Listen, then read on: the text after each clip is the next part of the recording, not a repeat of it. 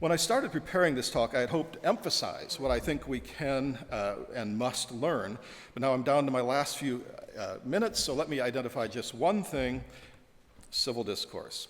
Okay? Civil discourse is not an entirely new concept. In fact, it's one we talk about all the time at Goshen, whatever about whether we practice it. But bear with me here.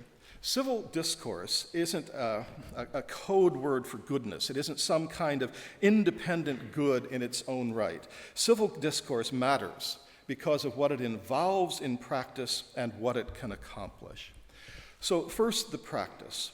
When we practice civil discourse, we need to exercise the skills of listening and restraint and the attitudes of compassion and respect.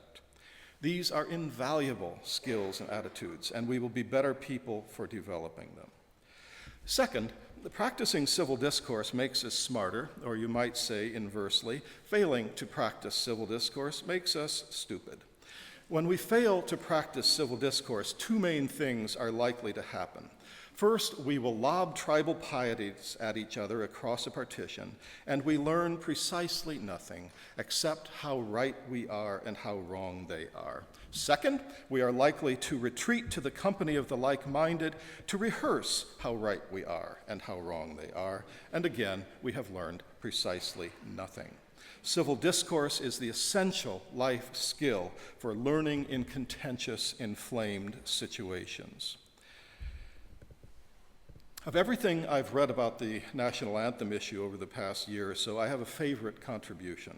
It's my favorite because it is the only thing I can remember that starts from the premise that in order to make my case, I need to understand deeply and respectfully what you believe about the issues. The article I have in mind is Nate Manning's opinion piece in the Record last fall, in which he makes the case for playing the anthem at Goshen College. Nate starts by saying that when he came to Goshen College, he was dumbfounded and, quote, close-mindedly negative, unquote, when he discovered that the anthem wasn't played before athletic events.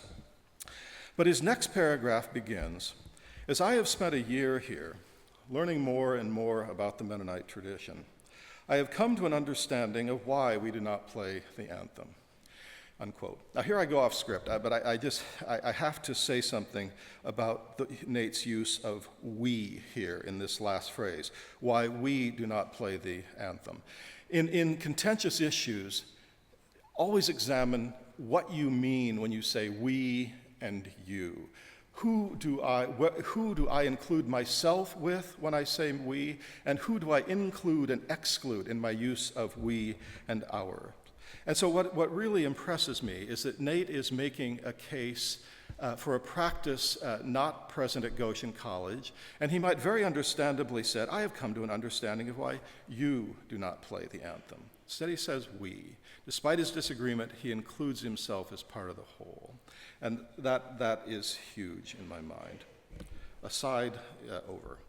Nate then goes on to articulate the Mennonite position just about as clearly and concisely as possible. And when I read this, I thought, wow, you have really nailed it. And I also thought, surely this insight could only be gained by authentic listening as part of civil discourse. Now, it's true that Nate admits that when he was, quote, close-mindedly negative about the situation, unquote, he did not care who heard me. So maybe his approach to discourse was, hey, stupid Mennonites, tell me why you believe that stupid thing you believe. But I'm thinking probably not. I don't think you get from close-minded negativity to the degree of insight Nate demonstrates without some genuine civil discourse. And then, with this as background, Nate makes his case for why he thinks GC should play the anthem. And it is all the stronger because he has taken seriously the convictions of people he disagrees with. I hope the Mennonites he talked to profited as much. Now, while Nate's article may be the only thing I've seen in print that so clearly reflects the dynamics of civil discourse, I'm sure it's going on in different settings all the time. But let's make this a deliberate, sustained commitment. Let's take the risk involved in a deep encounter with views we disagree with. It's just one of the things we can gain by further reflection on the complex issue of the national anthem.